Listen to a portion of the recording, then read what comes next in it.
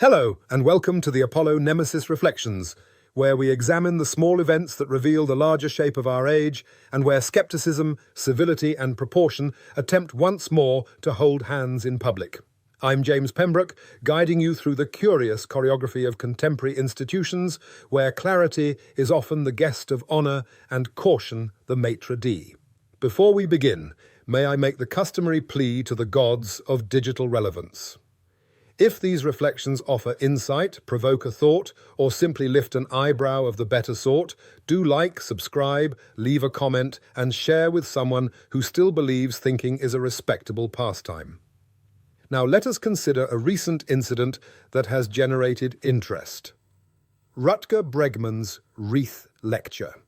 He delivered it at the BBC Radio Theatre before an audience of several hundred on the moral and institutional responsibilities of modern elites. The lecture was recorded, prepared for broadcast, and subsequently aired, but with one notable adjustment. A single sentence referencing former US President Donald Trump was removed. The BBC has stated that this edit was made on legal advice, in alignment with its editorial guidelines. Bregman expressed disappointment, saying he had hoped the full lecture would be broadcast as delivered. These are the facts publicly known. Nothing released indicates improper influence or external pressure, and the BBC has not suggested any. It appears to have been a routine exercise of legal caution in the well-trodden terrain of high-profile broadcasting.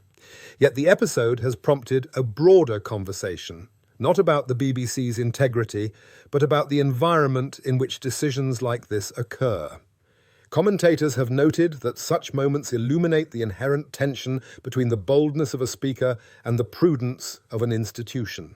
Large public broadcasters operate under demanding regulatory frameworks and must consider legal exposure, especially when remarks concern identifiable individuals with a history of litigious engagement. Within that frame, the BBC's adjustment can be interpreted as procedural prudence rather than anything more dramatic, and yet the juxtaposition remains interesting.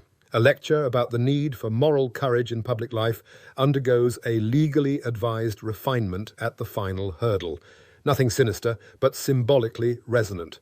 It highlights the delicate threshold where editorial independence, legal responsibility, and public expectation meet, sometimes awkwardly, sometimes instructively.